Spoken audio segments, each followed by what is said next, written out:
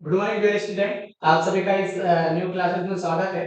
Dear student, पिछली class में हमने भारतीय संविधान का भाग 1 पढ़ा था और अगली कड़ी के रूप में हम भाग 2 को पढ़ने से पहले हमें भारतीय संविधान सभा के ऊपर चर्चा करना आवश्यक हो जाता है, क्योंकि जब तक हम संविधान सभा को नहीं जानेंगे हम आगे के संविधान को समझने में असमर्थ रहेंगे।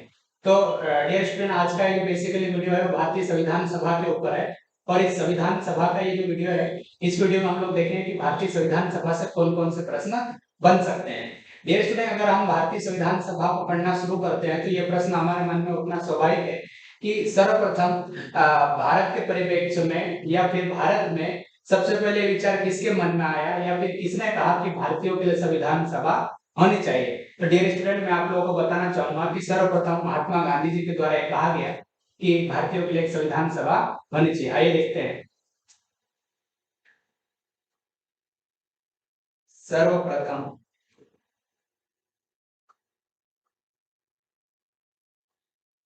महात्मा गांधी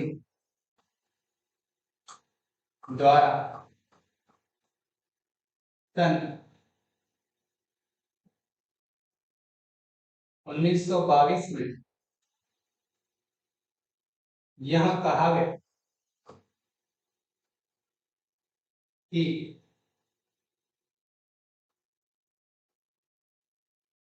भारत के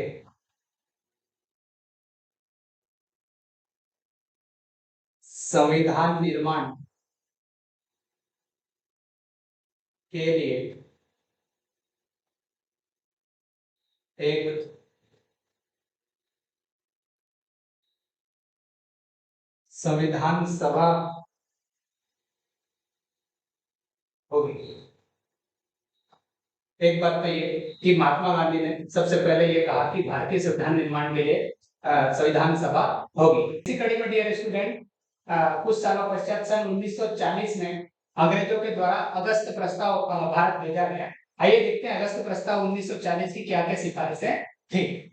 डियर स्टूडेंट, 1940 तक अंग्रेजों ने इस बात को स्वीकार कर लिया था कि भारतीयों के लिए भी एक संविधान सभा होनी चाहिए। इसी कड़ी में उन्होंने अगस्त प्रस्ताव सन 1940 में भारत भेजा और उन्होंने अपनी बात रखवाई कि आप भारतीय संविधान सभा के निर्माण के लिए क्या-क्या चीजें अपनाई जानी चाहिए। डियर स्टूडेंट, अगस्त प्रस्ताव 1940 में उन्होंने सिफारिश दी कि भारतीयों के लिए जो संविधान सभा होगी वो मुख्यतः भारतीय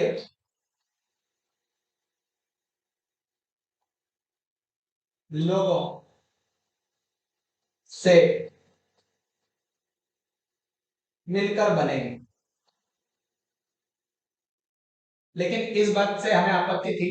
मुख्यतः भारतीय होने का सीधा सा मतलब ये था कि उसमें कुछ अन्य लोग भी शामिल हो सकते हैं। उस समय कांग्रेस कमेटी और मुस्लिम लीग को अगस्त प्रस्ताव की ये सिफारिशें समझ में नहीं आई और उन्होंने अगस्त प्रस्ताव को क्या कर दिया, अस्वीकार कर दिया। आगे चलकर डियर स्टूडेंट, अंग्रेजों ने क्रिप्स प्रस्ताव 1942 को भारत भेजा। आइए देखते क्रिप्स प्रस्ताव 1942 की क्या सिफारिशें थी।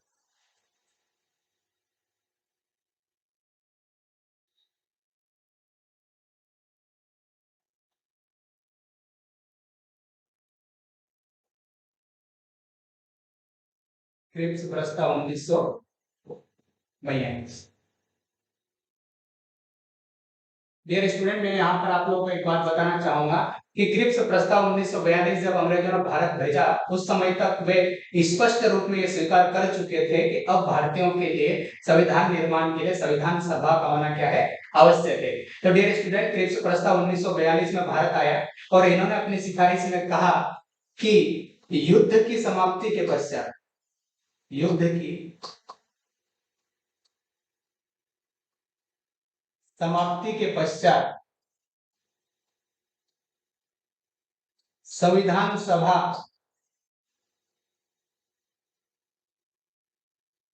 का गठन किया जाएगा।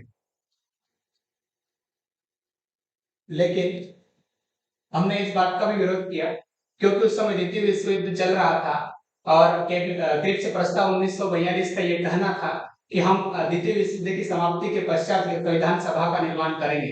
तो उसमें हमारे लोगों द्वारा ये कहा गया कि युद्ध की समाप्ति के पश्चात क्यों, युद्ध के दौरान क्यों नहीं निर्माण किया जा सकता। डियर स्टूडेंट, इस प्रस्ताव को भी मुस्लिम लीग और कांग्रेस कमेटी के हमारे सदस्यों ने क्या कर दिया, अस्वीकार कर दिया।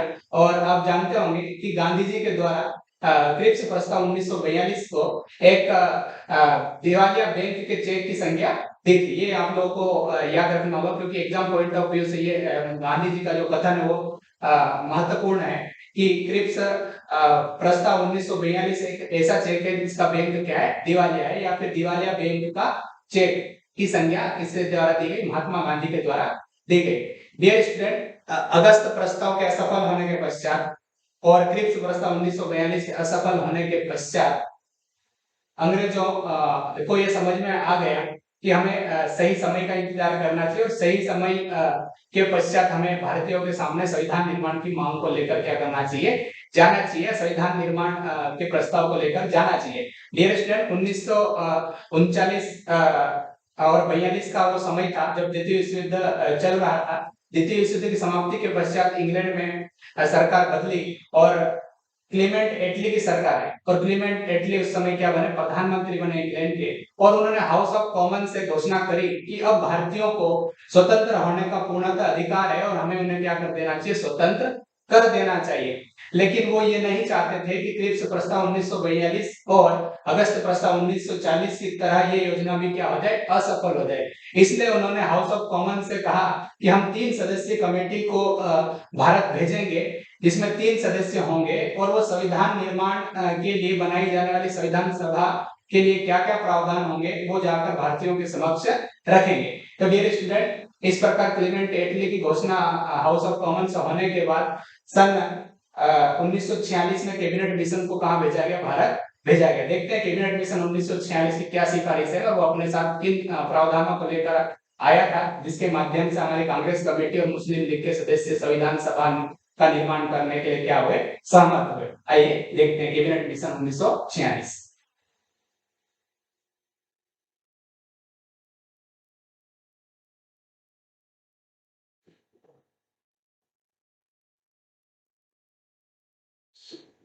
Cabinet mission 1946।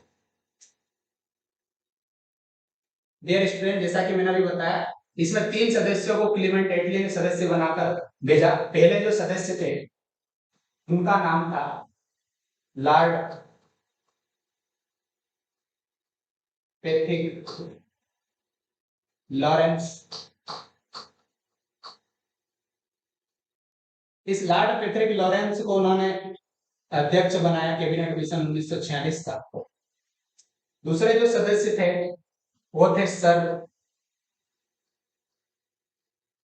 स्टैटफोर्ड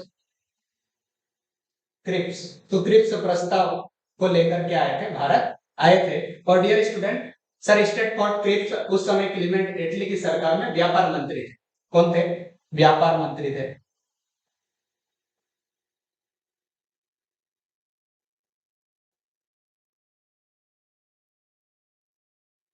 तीसरे जो सदस्य थे डियर स्टूडेंट, उनका नाम था ए बी अलेक्जेंडर। ये डियर स्टूडेंट, ये इटली की सरकार में नौसेना मंत्री थे।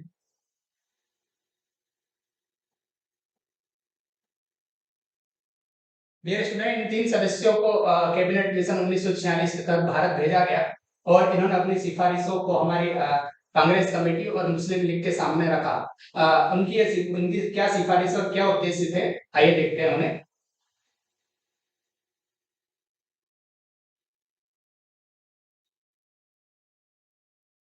कैबिनेट मिशन 1946 के उद्देश्य।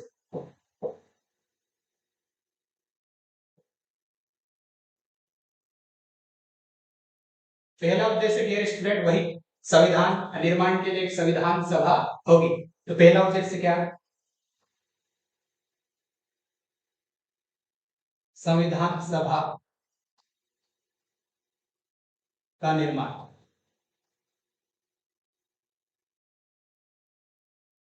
डियर स्टूडेंट, इनका जो दूसरा उद्देश्य था वो ये था कि संविधान निर्माण हेतु क्या योजना होनी चाहिए।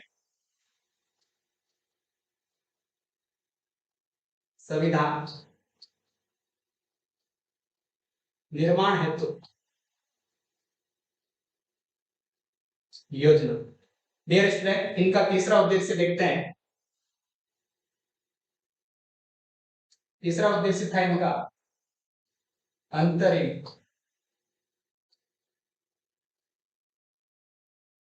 सरकार का गठन।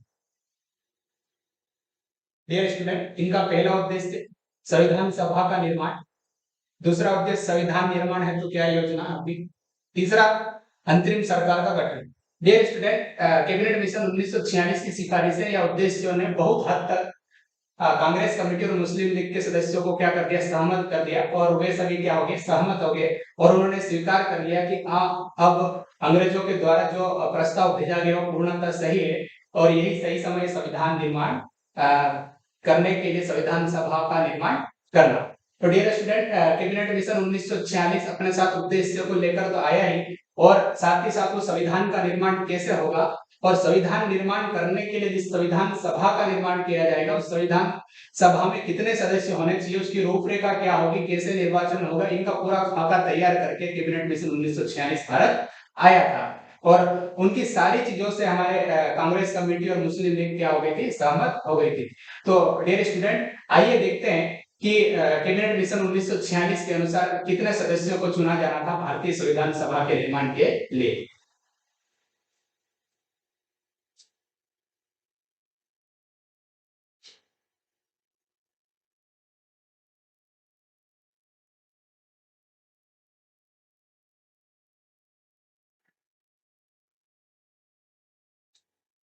डियर स्टूडेंट, कैबिनेट मिशन 1946 जो आंकड़ा निर्धारित किया वो आंकड़ा था 389 सदस्य। कुल 389 सदस्य होंगे संविधान सभा में, ये कैबिनेट मिशन 1946 के द्वारा कहा गया। अब आपके मन में ये प्रश्न जरूर उठेगा कि 389 ही क्यों लिया गया, 390 भी ले सकते थे, 380 भी ले सकते थे, 385 भी ले सकते थे, या फिर और भी तो कोई डाटा हो सकता था। तो डियर स्टूडेंट, आप लोगों को मैं यहाँ बताना चाहूंगा, इसका कारण ये है कि उस समय भारत की जनसंख्या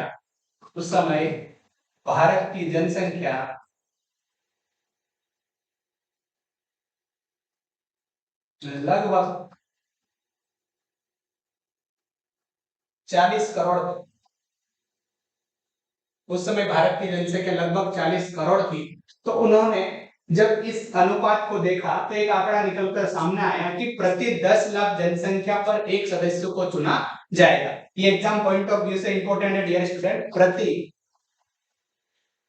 10 लाख की संख्या पर एक सदस्य होगा। डियर स्टूडेंट, ऐसा सदस्य होना चाहिए जो 10 लाख जनसंख्या का क्या करता हो, नेतृत्व करता हो। इस तरह से जब 40 करोड़ जनसंख्या के साथ गुणा भाग किया गया तो प्रति 10 लाख की जनसंख्या पर कितना सदस्य निकल कर आया, एक सदस्य निकल कर आया। और इसी प्रकार से कुल कितने सदस्य निकल कर आए, 389 सदस्य निकल कर आए। तो डियर स्टूडेंट, आप लोग याद रखिए कि संविधान निर्माण के लिए कितने सदस्यों का चुनाव किया जाना था, कुल 389 सदस्यों का क्या किया जाना था, चुनाव किया जाना था। लेकिन ये 389 सदस्य कैसे चुने जाए, क्या उनका डायरेक्ट निर्वाचन होता, प्रत्यक्ष निर्वाचन होता, या अप्रत्यक्ष निर्वाचन होता, या फिर वे मनोनीत कर लिए जाते, या फिर 389 सदस्य तो चुने जाने थे, लेकिन वे किन क्षेत्रों से चुने जाने थे, क्या पूर्व से चुनते, क्या पश्चिम से चुनते, क्या दक्षिण से, और क्या उत्तर से चुने जाने थे। आइए देखते हैं कि वे कौन कौन से क्षेत्र है जहां से कैबिनेट मिशन 1946 ने ये आंकड़ा निर्धारित किया था और एक रूपरेखा बताई थी कि कहां से कितने सदस्य चुने जाएंगे। आइए देखते हैं।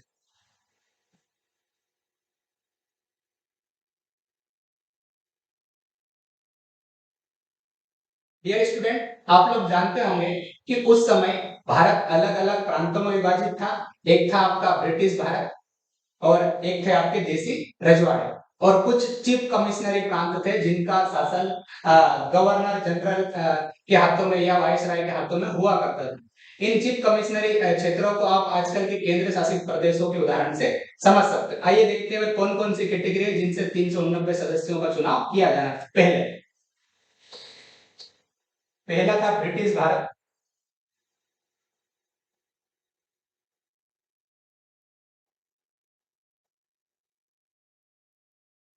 दूसरे थे देसी रियासतें एवं रजवाड़े, और तीसरे थे डियर स्टूडेंट चीफ कमिश्नरी प्रांत।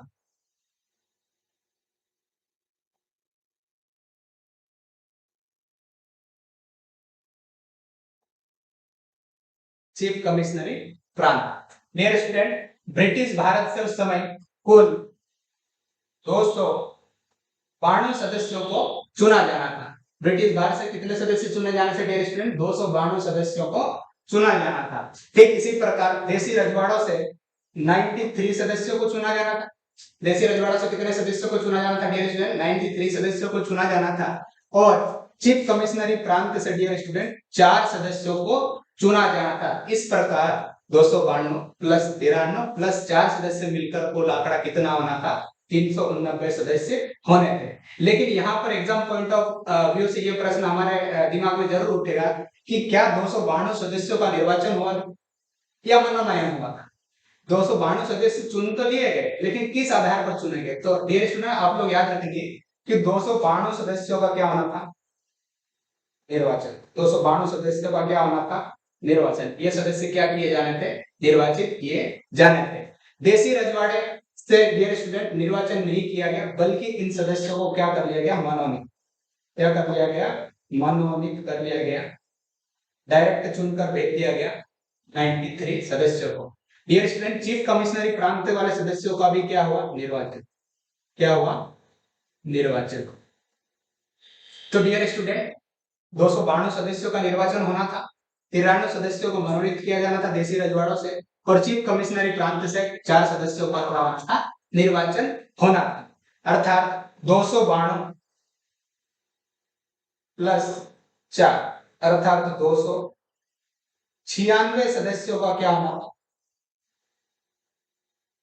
निर्वाचन होना था, और 93 सदस्यों को क्या किया जाना था? मनोनीत किया जाना था। डियर स्टूडेंट इन 3 क्षेत्रों से 389 सदस्यों को चुना जाना था। उनका आधार मैंने आप लोगों को बता दिया है कि ब्रिटिश भारत से 292 सदस्यों को चुना जाना था, देसी रजवाड़ों से 93 सदस्यों को चुना जाना था, और चीफ कमिश्नरी प्रांत से 4 सदस्यों को क्या किया जाना था? निर्वाचन किया जाना था। डियर स्टूडेंट कभी कभी एग्जाम में 4 चीफ कमिश्नरी प्रांत के बारे में पूछ लिया जाता है कि 4 चीफ कमिश्नरी प्रांत कौन कौन से थे।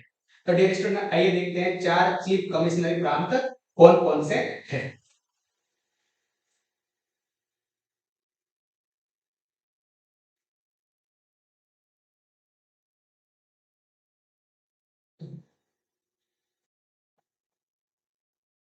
चीफ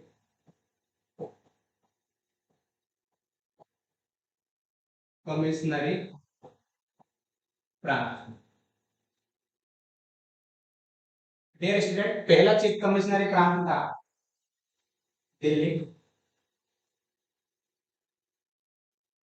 दूसरा था अजमेर मेरठ, तीसरा था कुर्ग जो वर्तमान में कहाँ है? कर्नाटक में, और चौथा था बलूचिस्तान जो वर्तमान में कहाँ है? पाकिस्तान में। तो डियर स्टूडेंट ये 4 चीफ कमिश्नरी प्रांत थे। एग्जाम में पूछा जा सकता है कि निम्नलिखित में से कौन सा चीफ कमिश्नरी प्रांत है या नहीं, तो आप लोगों को ये चारों चीफ कमिश्नरी प्रांत याद होना चाहिए। ठीक है डियर स्टूडेंट आइए आगे चलते हैं। डियर स्टूडेंट अभी मैंने आप लोगों को बताया कि कैबिनेट मिशन 1946 के अनुसार कुल 389 सदस्यों का निर्वाचन क्या किया जाना था? किया जाना था। तो डियर स्टूडेंट 389 सदस्यों का निर्वाचन होना था, और इस 389 में से भी 292 प्लस 4 अर्थात 296 296 सदस्यों का क्या होना था, निर्वाचन होना था। लेकिन देसी रजवाड़ों के 93 सदस्य का क्या होना था, मनोनयन। ये डायरेक्ट चुनकर आने वाले थे। लेकिन 296 सदस्यों का क्या होना चाहिए था डियर स्टूडेंट, निर्वाचन होना चाहिए था। अगर आप लोग गहन अध्ययन करेंगे तो आपके मन में ये सवाल उठना स्वाभाविक है कि 296 सदस्य तो चुने जाने थे, लेकिन ये 296 सदस्य किस वर्ग से होने थे, क्या वे हिंदू थे, क्या वे मुस्लिम थे, क्या वे सिख थे, या क्या वे ईसाई थे। तो डियर स्टूडेंट, कैबिनेट मिशन 1946 ने क्या किया कि इन 296 सदस्यों को सांप्रदायिकता के आधार पर क्या कर दिया गया, इनका विभाजन कर दिया गया।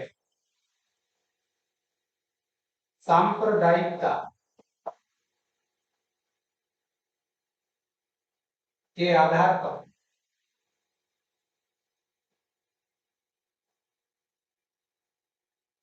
विभाजन किया गया। 296 सदस्यों का सांप्रदायिकता के आधार पर क्या कर दिया गया, विभाजन कर दिया गया। और अंततः वे इस निष्कर्ष पे पहुंचे कि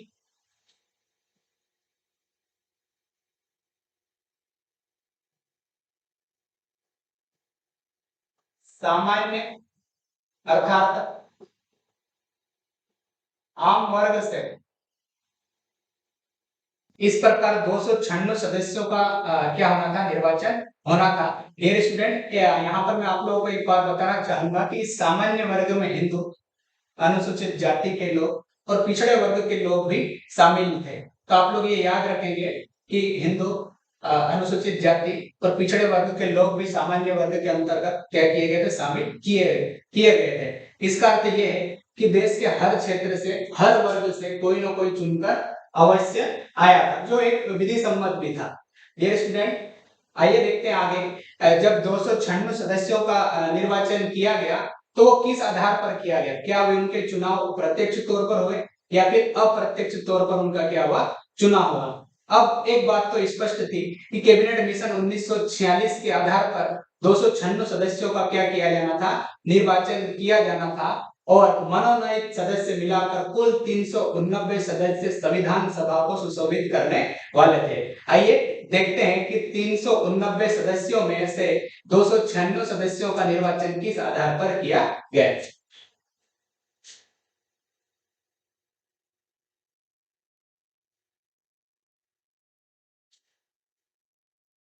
डियर स्टूडेंट, इसके पश्चात जुलाई 1946 में संविधान सभा के लिए निर्वाचन हुआ।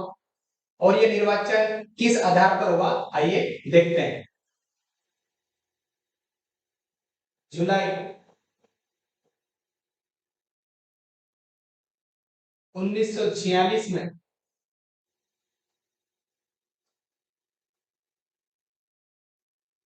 संविधान सभा के लिए अप्रत्यक्ष प्रणाली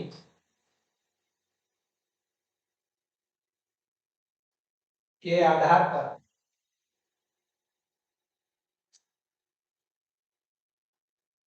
चुनाव संपन्न कराए गए।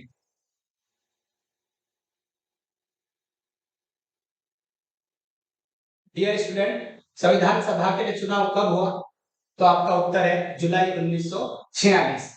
इस चुनाव में प्रत्यक्ष तौर पर निर्वाचन हुआ या फिर अप्रत्यक्ष तौर पर निर्वाचन हुआ, आपसे पूछा जाए तो आप कहेंगे कि अप्रत्यक्ष तौर पर निर्वाचन हुआ। डियर स्टूडेंट, इस चुनाव में मुस्लिम लीग, कांग्रेस कमेटी और अन्य दलों ने अलग अलग सीटों की क्या की, प्राप्ति की। आइए देखते हैं किस वर्ग को कितनी सीटें प्राप्त हुई। कांग्रेस को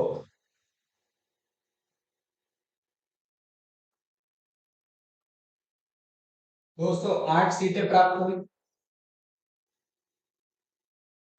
मुस्लिम लीग को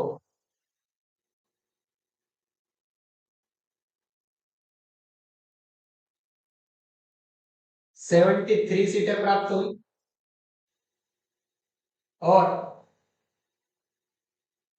अन्य दलों को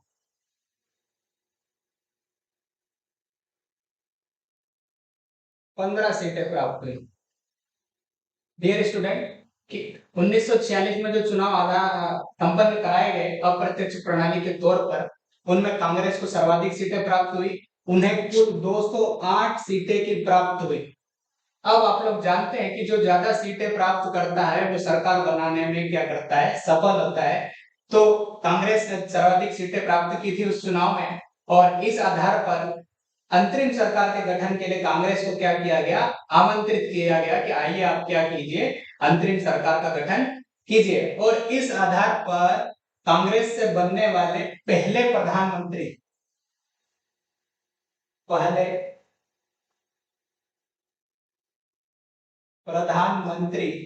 अंतरिम सरकार में कौन थे? जवाहरलाल नेहरू।